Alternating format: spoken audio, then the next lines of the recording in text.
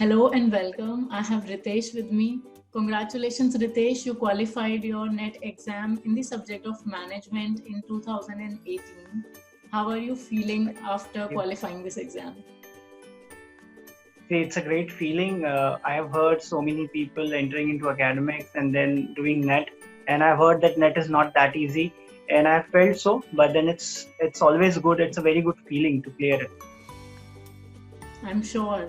And tell us more about yourself. Where are you from? Where were you born? And where did you complete your education from? See, I'm from Bhopal, one of the central city in the country, which is the capital of Madhya Pradesh. I was born there, did my graduation there, but then after my graduation, I moved to Bombay to clear up my MBA, and I did my MBA in 2011. And after that, I entered into industry, and now I am into academics from last 5 years post completion of my NET, obviously because that was one of an important thing. Great. So you completed your master's in 2011 and Right. you started pursuing your PhD in 2017 when you decided to appear for the NET exam. Yes. I hope that this year I'll be able to submit my thesis. That is the only thing which is pending. So maybe by this year end I'll be able to submit my thesis and defend it also. That's amazing. We're so happy for you. And tell us more about the challenges you must have faced after getting back to books after around 7 years of completing your master's. So was it challenging to study all over again, all the subjects? See, definitely. Once we are out of touch, it becomes challenging.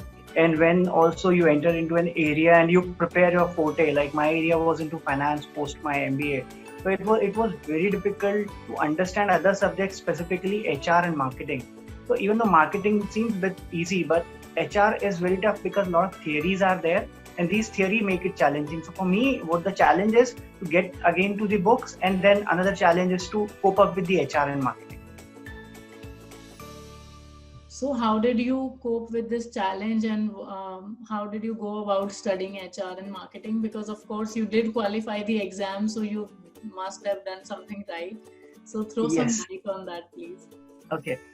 See, I have gone through the last few year papers, and what I have observed is the major part that comes into NET, primarily into management part, is from HR. So HR forms a very important area, not only HR but research methodology also. So being in industry, both of these subjects obviously becomes very weak for you.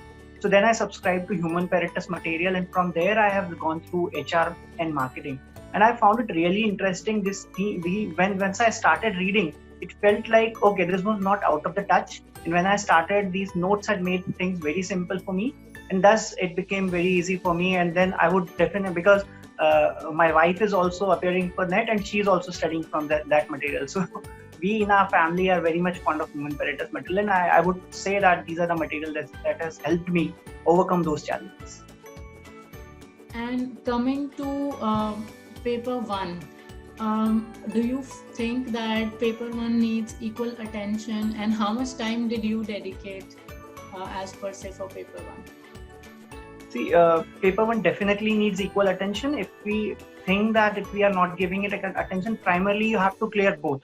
Both of them accounts for your total marks, and we have to mind it that paper one is the scoring one, because you may not be able to score in paper two, but you should definitely be able to score in paper one, so your overall score improves, and that would increase your chances of clearing assistant professor and JRF, and can increase your percentage, which in turn would help you in other PSUs also. So with regards to paper one, I have because I was working, so I thought to give at least 2-3 hours a day. And in the first part, instead of going directly onto the domain, I thought to clear up in first 1.5 months or 2 months of time. I thought to clear paper one first, and then should move to paper two, which obviously is an area where I have studied, so that seems a bit easy. So I thought that let me go ahead to that on the second go. So that's why paper one I have dedicated the most part. Mostly my 60% of the time went to paper one. And if you had to give some advice to student who's going to sit for this exam, what advice can you give to a person who has never appeared for this exam? The first thing that I would say him is first you should have a timetable. that you should fix up that this much time I'm going to give. Second, he has to identify which is his weak area in management or in whatever subject that he's in. If he's finding that this is a weak area, he has to give more time in domain to that. And you can keep your strong area, maybe like you're preparing a weekly timetable, you can give 4 days to that subject and 3 days to other one. Even 2 days, it would be good enough. Third important thing is you have to keep solving questions and never become complacent that, okay, this area I know. Because it happened with me also in some of the part of financial management where that's my area, and even when I entered into academic, that's my subject which I'm teaching. I find that there are some questions that are a bit tricky to you. So try and solve the questions every day. Every day you study for 2 hours, like 15-20 days, you try to solve the questions from the notes that you have, from Human Peritas material or from book, whatever you are referring. But then definitely you have to solve those questions. These are the 3 advices that I would have.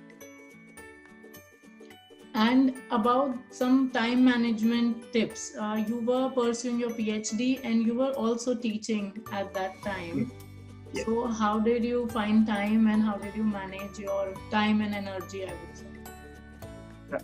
So it's definitely difficult because in few colleges the timing are from 9 to 6, and few it's from 8 to 7. So the only thing that you have to keep in mind that I don't have time is not the answer. Is whatever time you have daily, maybe if you have to compromise on your sleep or if you have to compromise on something else, which is not necessary, which is unnecessary, you should do. But daily, whatever time you have, 2 hours per day has to be there. And even at some point of time, if there are examinations or some other, because of some reason you're not able to give time, at least the whole Sunday should be dedicated in that case.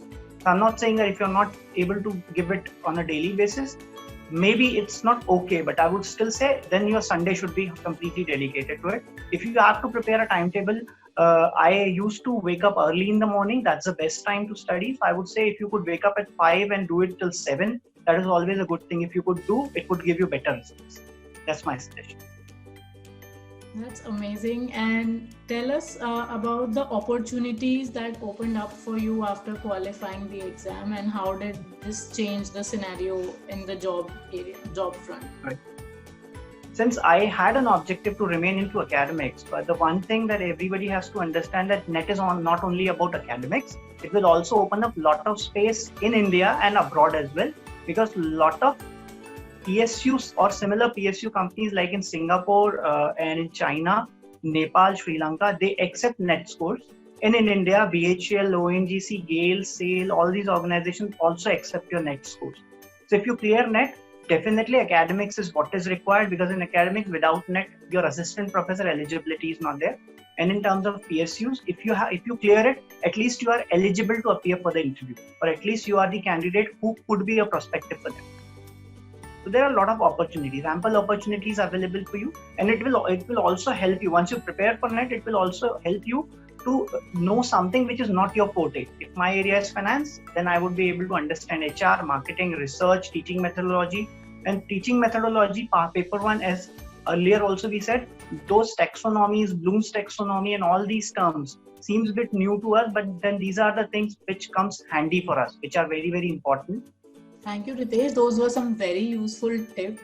Before we conclude, I would ask you to give one tip that worked for you like a miracle that you think will be helpful for other people. So what that tip would be? I would say focus on your strength and never leave your weakness. This is what I would say, because this is what we do as a human being. So I would say focus on your strength and never leave your weakness alone.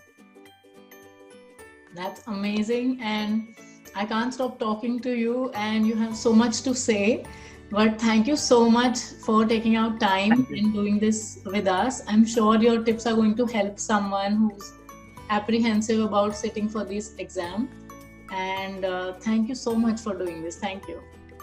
Thank you. I too hope that my feedback or my tips would help somebody.